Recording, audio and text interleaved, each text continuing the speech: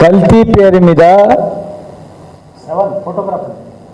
ఈరోజు 2.5 లక్షల కార్మికుల పైన గౌడ జాతి పైన చేస్తున్న దాడిని మేము తీవ్రంగా ఖండిస్తున్నాం. ఇచ్చిన హామీలు నెరవేర్చకుండా మేనిఫెస్టో పెట్టిన అంశాలు కూడా ప్రస్తావన చేయకుండా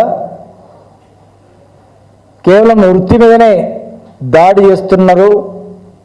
రాజకీయ ఎదుగుదలకు ముందుకు పోకుండా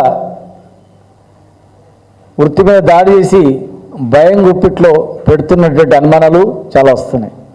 ఎందుకంటే రేపు రాబోయే స్థానిక సంస్థల ఎన్నికలు ఉన్నాయి కనుక సర్పంచులుగా, ఎంపీటీసీలుగా, జెడ్పీసీ అత్యధిక స్థానంలో మరి ఈ కమిటీ యొక్క భాగస్వామ్యం ఉంటుంది కనుక వీళ్ళని భయం గుప్పిట్లో పెట్టాలని చెప్పి మళ్ళీ పాత పద్ధతిలో ఇవాళ జరుగుతుందని చెప్పి ప్రతి జిల్లాలను చెప్తా ఉన్నారు.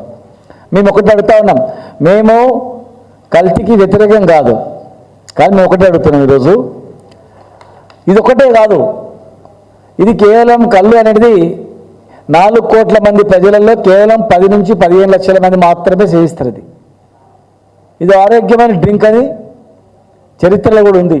సరే, ఎక్కడెక్కడ కల్తీ చేస్తే యాక్షన్ తీసుకోండి, కానీ దానికన్నా ముందు 4 కోట్ల మంది జనాభా తాగేటువంటి పాలు, ప్రతి పుట్టిన పిల్లగాడి నుంచి చనిపోయే వాళ్ళ వరకు కూడా ప్రతి ఒక్కరు కులము మతం లేకుండా పాలు, చాయనో, తర్వాత పెరుగో, పాలో, నెయ్యో, మజ్జిగనో, పాల పదార్థాలు లేనటువంటి తిననటువంటి వ్యక్తి ఉన్నాడు. అంటే 4 కోట్ల మంది జనాభా ఉపయోగించే పాలు ఈరోజు తెలంగాణ మొత్తంలో 56.5 లక్షల లీటర్ల పాలు, 56.5 లక్షల లీటర్ల పాలు ప్రతిరోజు తెలంగాణలో అవసరం. మరి పాల ఉత్పత్తి విజయ డైరీ నుంచి కేవలం 3 లక్షల లోపు మాత్రమే. Karimnagar dairy, Muskati dairy, Mother Dairy 50 లక్షల లీటర్లు, హెరిటేజ్, ఆరోగ్య 50,000, ఆరోగ్య, ఇవన్నీ లెక్క పెట్టుకుంటే కూడా మొత్తం పాల ఉత్పత్తి అనేది తెలంగాణలో 10 లక్షలకు మించి పాల ఉత్పత్తి జరుగుతలేదు. 10 లక్షలకు మించి పాల ఉత్పత్తి జరగనప్పుడు ప్రతిరోజు 56.5 లక్షల లీటర్ల పాలు ఎక్కడి నుంచి వస్తున్నాయి? ఒకవేళ ఆంధ్ర నుంచి వస్తున్నాయి అనుకుందాం. ఆంధ్రలో కూడా మనుషులు ఉన్నారు, పాలు అవసరం కదా, అక్కడ ఉత్పత్తి లేదు కదా. కర్ణాటక నుంచి వస్తుంది అనుకుందాం, కర్ణాటకలో కూడా అన్ని గేదెలు లేవు కదా. ఈరోజు 56 లక్షల లీటర్ల పాలు కావాలంటే దాదాపు 56 లక్షల గేదెలు ఉండాలా. 56 లక్షల గేదెలు ఉండాలి అంటే 10 లక్షల గేదెలు పాలిచ్చేటుంటే 4 గేదెలు ఉంటే 1 పాలిస్తుంది. అట్లా 50-60 లక్షల లీటర్ల 50-60 లక్షల గేదెలు ఉండాలి, పాలిచ్చే గేదెలు లేవు. ఆంధ్రప్రదేశ్లో జనాభా కన్నా ఎక్కువ లేవు, కర్ణాటక లేవు, తమిళనాడు లేవు, చుట్టుముట్టు రాష్ట్రాలు ఎక్కడ లేనప్పుడు, గేదెలు లేనప్పుడు, ఆ రాష్ట్రాల్లో ఉత్పత్తి అయ్యేటువంటి పాలే ఆ రాష్ట్రాలకు సరిపోయినప్పుడు మరి ఈ రాష్ట్రంలో ఇన్ని లక్షల లీటర్ల పాలు ఎక్కడి నుంచి వస్తున్నాయని చెప్పి నేను అడుగుతా ఉన్నా. దయచేసి పాలల్లో కల్తీ జరుగుతుందని చాలామంది యూట్యూబ్లలో చెప్తా ఉన్నారు. యూరియా ద్వారా, రకరకాల పదార్థాల ద్వారా, కెమికల్స్ ద్వారా పాలు ఉత్పత్తి అవుతున్నాయి. పుట్టిన పిల్లవాడు తాగే పాలల్లో కల్తీ గురించి ఆలోచన చేస్తలేరు. హాస్పిటల్లో వైద్యం అందుతున్నటువంటి పేషెంట్ తాగే దాని మీద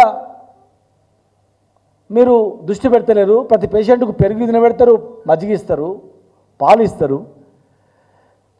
ఈరోజు క్యాన్సర్ పేషెంట్లు ఎందుకు ఎక్కువ అవుతున్నారు, రకరకాల జబ్బులు ఎందుకు వస్తున్నాయి, దాని మీద విశ్లేషిస్తలేరు. కేవలం కల్తీ ఆహారం వల్ల 4 కోట్ల మంది ప్రజలు ఏది ఉపయోగిస్తున్నారు దృష్టి పెట్టాలి. 4 కోట్ల మంది ప్రజలు పాలు ఉపయోగిస్తారు, 4 కోట్ల మంది ప్రజలు అన్నం తింటారు, రొట్టెలు తింటారు, కూరగాయలు తింటారు, కానీ ఏవి అన్నిటికన్నా పాలు మాత్రం ఖచ్చితంగా తింటారు. పాలలో జరుగుతున్న కల్తీ మీద దృష్టి పెట్టకుండా, 4 కోట్ల మంది ప్రజలు తాగే పాలలో దృష్టి పెట్టకుండా కేవలం 20-30 లక్షల మంది తాగేటువంటి కళ్ళు మీదనే దృష్టి పెట్టి ఈ నార్కోటిక్ డ్రగ్స్ దాడులు చేస్తూ ఇలా వేధింపులు చేస్తున్నారంటే కేవలం 2-3% ప్రజలు సేవించే దాని మీద మీరు దృష్టి పెడుతుందంటే 100% తాగే పాల మీద దృష్టి పెడతారంటే ఇక్కడ వివక్ష అనేది కనపడతా ఉంది. ఇక్కడ వేధింపులు ఎందుకు అనేది కూడా ప్రజలకు అర్థమవుతూ ఉంది. మీడియా ద్వారా అక్కడక్కడ అసత్య ప్రచారాలు చేసి దాడులు చేయడం అనేది సమంజసం కాదు. మేము ఇచ్చిన హామీలు నెరవేర్చని మేము అడుగుతూ ఉన్నాం. దాన్ని దృష్టి మళ్లించడానికి ఈ గౌళ్ళు వీళ్ళు వాళ్ళ హామీలు అడగొద్దని చెప్పి మీరు మాట్లాడుతూ ఉన్నారు. మీరు ఎలక్షన్లప్పుడు ఏం చెప్పారు? 5 లక్షల ఎక్స్గ్రేషియా 10 లక్షలు ఇస్తామన్నారు. మరి 10 లక్షలు ఇచ్చారా? ఎలక్షన్ల కన్నా ముందు సర్వాయి పాపన్న పేరు జనగాం జిల్లాకు పెడతామన్నారు. ₹1 ఖర్చు కాంది పెట్టారా? వికలాంగులైనా కానీ 10 లక్షలు ఇస్తామన్నారు, ఇచ్చారా? వైన్ షాపులలో మేము 15% రిజర్వేషన్ ఇస్తే 20% రిజర్వేషన్ ఇస్తామని చెప్పారు. ఈ దేశంలో ఎవరు చేయనటువంటిది మేము చేసినాం. మరి 20% రిజర్వేషన్ మీరు ఇచ్చినారా? మేము 2 సంవత్సరాలు కష్టపడి సేఫ్టీ మోకులు తయారు చేపిస్తే పల్లె రవికుమార్ గారు కూడా చైర్మన్ ఉన్నారు. వాళ్ళు 6 నిమిషాలు కష్టపడి సేఫ్టీ మోకులను తయారు చేపిస్తే మేము తయారు చేసిన సేఫ్టీ మోకులకు కాటమయ్య మోకులను పేరు పెట్టి మీరు అవే మోకులు ఇచ్చేసి మేము సేఫ్టీ మోకులు ఇచ్చినామని చెప్తున్నారు. అవి ఏ రోజు ప్రారంభమైనవి, ఏ సంవత్సరం తయారు చేయించినాము, ఎక్కడ సర్టిఫికేట్ తీసుకొచ్చినాము, ఏ ప్రభుత్వ హాయంలో జరిగిందనేది కనీసం చెప్పిర్రా? ఇచ్చేటప్పుడు ఎలక్షన్ కోడ్ ఉందని మేము ఇవ్వలేకపోయినాం. ఆఫ్టర్ ఎలక్షన్ తర్వాత మీరు పేరు మీద ఇచ్చారు. మేము ఇచ్చినామని చెప్తున్నారు. ఆ సేఫ్టీ మోకులు ఇచ్చే రోజు ముఖ్యమంత్రి గారు ఈ సంవత్సర కాలంలో, ఈ గవర్నమెంట్ వచ్చిన కాలంలో పాత బకాయిలు మేము ఒకటే రోజు 12 కోట్లు ఇచ్చినాం, మొత్తం క్లియర్ చేసినాం. ఈ సంవత్సర కాలంలో చనిపోయినటువంటి కార్మికులకు ఇచ్చేటువంటి 5.5 కోట్లు ఇదే రోజు విడుదల చేస్తామన్నారు. ఈ రోజుకి అవి 8 కోట్లైనాయి. ₹1 విడుదల చేయలేదు. చెట్ల మీద నిలబెట్టి గంటలు నిలబెట్టి కింద నుంచి అపహాస్యం చేస్తూ మాట్లాడినరు.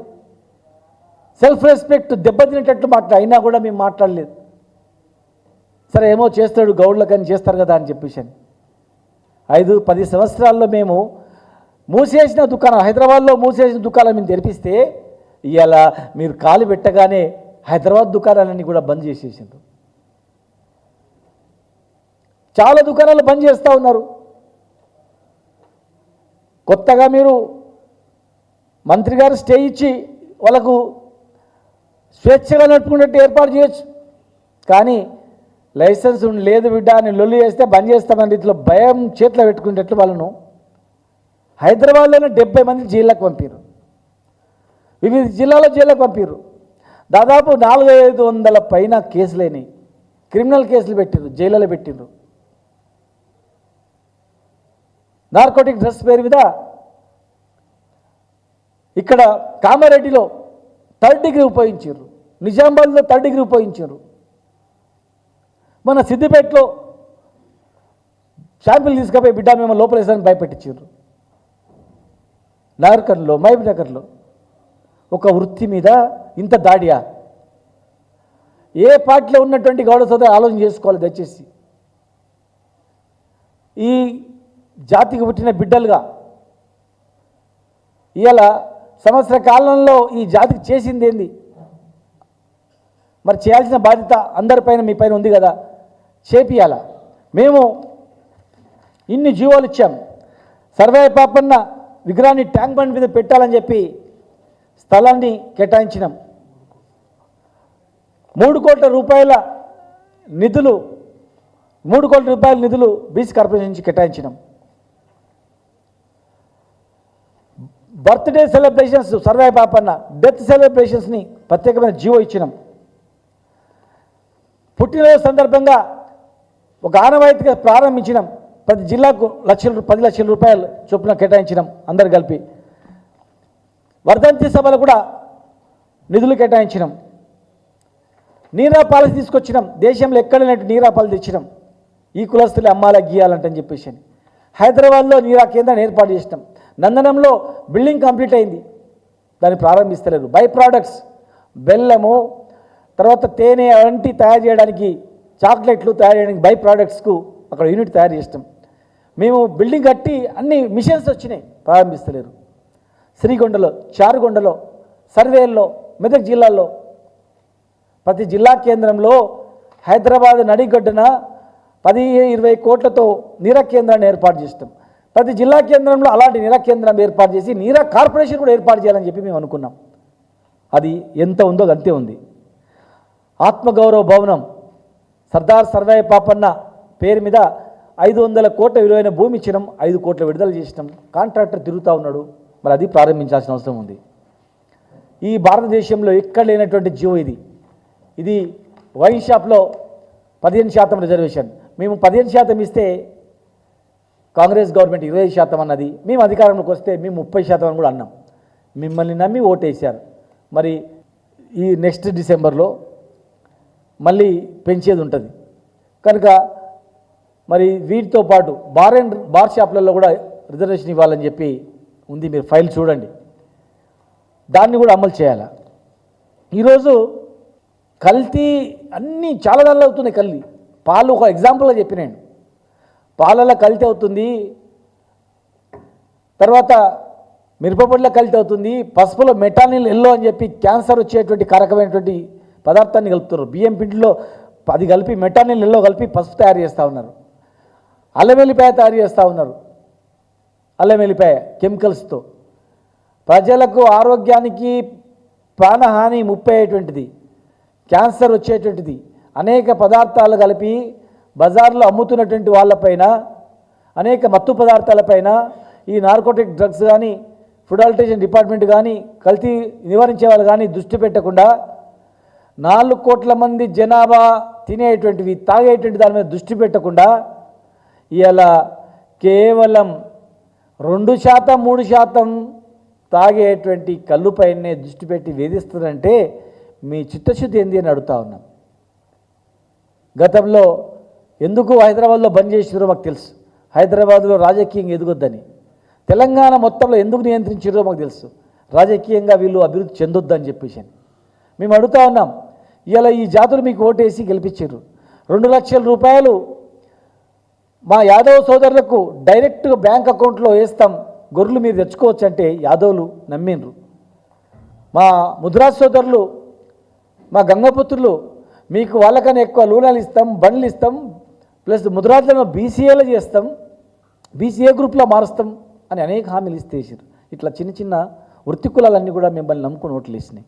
కనుక సంవత్సరం అయినా కూడా ఈ హామీలు నెరవేర్చకుండా గౌడ జాతి పైన ఎందుకు కక్ష కట్టారు?